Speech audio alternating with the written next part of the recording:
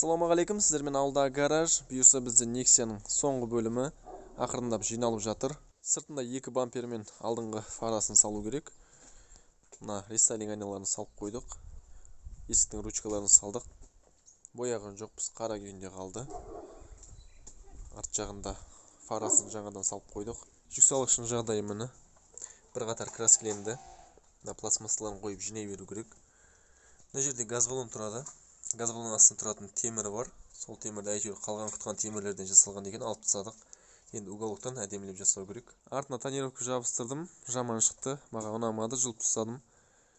Жалпы оған қазір көңіл бөліп отыратындай уақыт жоқ. Өз маманына апарып істете қоямыз. Мына жақта артқы крылоның үш жағына гравитексін шашып қойдық. Міне. Артқы барабандарын ауыстырдық. Міне. Тормозға қатысты бәрін ауыстырдық. Бірақ цилиндр ауыспады.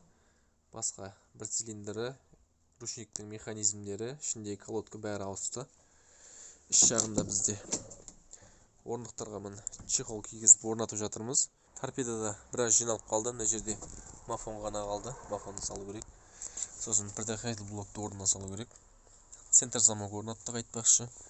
Мына центр замоктың блогын мына жерге әдемілеп орнату керек.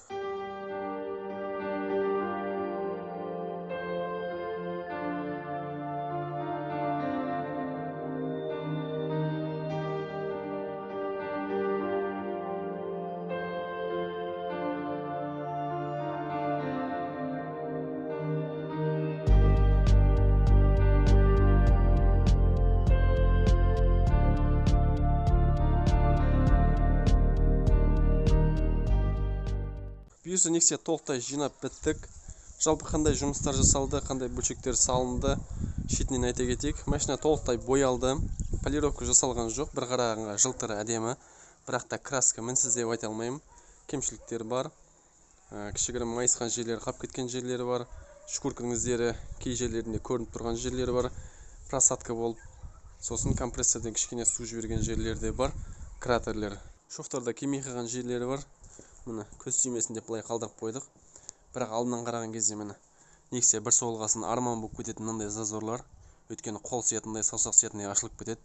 Алды жағы әдемі шыққандай. Сосын мына жақта айтпақшы крылоны міне тесігін жамап тастадық. Мына крылоны ауыстырғанбыз тайваньский крылоға. Бірақ тесігі бар крыло алып қойған екенбіз. Алдыңғы жазда жасаған Nexia-мызға бізге комментарийға жазған екен. Біз оны ұмытып кетіппіз. Негізі рестайлинг айна қойылған кезде мынандай мына жерде повторитель болмау керек екен. Біз оны ескермеппіз. Енді алып келген крыломызды жамадық. Мына жағында сөйтіп жамап тастадық. Мынау өзінің крылосы. Неге 100% әдемі жағдайға жеткізе алмадық? Өйткені алдыңғы видеоларды бақылап жүрген болсаңыздар, бұл машинаның жағдайы өте төмен болатын. 0 емес, минуста жатқан машина болатын. Қаншама уақыт кетті, қаншама нерв, қаншама қаражат кетті. Әйтеуір күнделікті жүріс-тұрысқа жарайтындай жағдайға жеткіздік. Ауыстырылған бөлшектерін бір қатар айта кетейік, сосын ақшасын есептейміз. Алды жағы бәрі жаңа. Фаралар, решетка, бампер ішінде құлақтармен, туманкілер, қара пластмассалармен. Капот ауысқан жоқ, өзінің капоты. Крыло ауысты. 4 қысқа резина. Жаңа колпактар, брызговиктер, подкрыльник бар астында. Мына молдингтер жоқ болатын, ол салынды. Рестайлинг айналар салынды. Ветровик салынды. Ручкалардың бәрі ауысты міне. Лючок жоқ болатын, лючок салынды. Артқы фаралар, бампер ауысты құлақтармен бірге. Жазулар жабыстырылды. Мына пластмасс салынды. Сыртында осылар. Енді іш жағына өтек. Ішінде бірінші кезекте мына резиналар. Осы резиналар ауысты. Жаңа резиналарға бірақ басында жабылу қиын болып тұрды. Енді қазір сәл жақсырақ. Артқы есіктер жақсырақ жабылып тұр. Алдыңғы есіктер бірақ кішкене қиналып тұр әлі де. Қаттырақ жаппаса жай жапқанға жабылмайды. Жигулидікіндей ұрып жабу керек. Жалпы осылай. Алды жағында обшивкалар негізі ауыстыру керек болатын, бірақ ауыстырмадық. Мына біреулер жоқ болатын, стеклоподъемниктер жоқ болатын. Олар салынды, мына ручкалар салынды, мыналар салынды. Мынаған дейін салдық. Мына есіктің замогын салдық. Сосын мына жақта топсаның пальцтері болады. 8 пальц соны салдық. Центр замок салынды. Орындықтары отырып кеткен болатын, алдыңғы видеода көрген болсаңыздар. Қалпына келтіріліп, чехол кигізілді. Поликтер салынды. Мына жақта мынаған чехолдар салынды. наған салынды чехолдар. Бірақ мынаның крышкасы өзі табылмай қойды. 2-3 жерден іздедік, енді қатты кірісіп іздемедік. Жаңадан будан да жоқ екен. Мына жерлері балқып кеткен болатын. Мынау ауысты, мына печканың регуляторы ауысты, жаңа мынау. Мына мыналар балқып кеткен болатын. Бәрі ауысты. Мына жерде мыналар жоқ болатын, мына дефлектор вообще. Мына жерге газдың кнопкасын орнатып қойдық. Бірақ газды қосып қойған жоқпыз. Керек болса деп осылай орнатып қойдық. Печканың радиаторы ауысты. Заслонкалерді ашық жауып тұратын вакуумдер ауысты, 2 вакуумы. Нексияның печкасы слабый деген өтірік. Бәрі өз орнында тұратын болса, қысты күні көйлекпен отыруға болады. Астында полға 2 қабат гравитекс шашылды, астынан үстінен. Сосын оның үстіне обешумка жасалды. Машина полный обешумка жасалған. Алдыңғы видеоларды көрмеген болсаңыздар, міндетті түрде өтіп көріңіздер. Капотты ауыстырмай өзін жасаған себебіміз, ішіндегі каркастар бәрі аман екен, сынған майысқан жері жоқ. Сол себепті өзін жасадық. Мотор жағында бізде антифриз жаңаланды, май фильтрі жаңаланды, ауысты, термостат салынды, термостат жоқ екен. Сосын мына прокладка ауысты, глушительден шығатын жері. Гофрасы салынды, вентилятор істемейді, нет газ вентилятор өзі қосып, өзі ажырап тұр, датчигін ауыстырып қойдық. Коробканың майын ауыстырдық, привод сальниктерін ауыстырдық екеуін. Датчик скорості ауыстырдық фишкасымен бірге. Сосын мына жақта тормозной цилиндрді ауыстырдық фишкасымен бірге. Сосын мыналарды ауыстырдық, үстінде тұратын екеуін. Астында подшипникті ауыстырдық, шаровойларын ауыстырдық. Терезеге су шашатын моторчигі жоқ екен, оны ауыстырдық.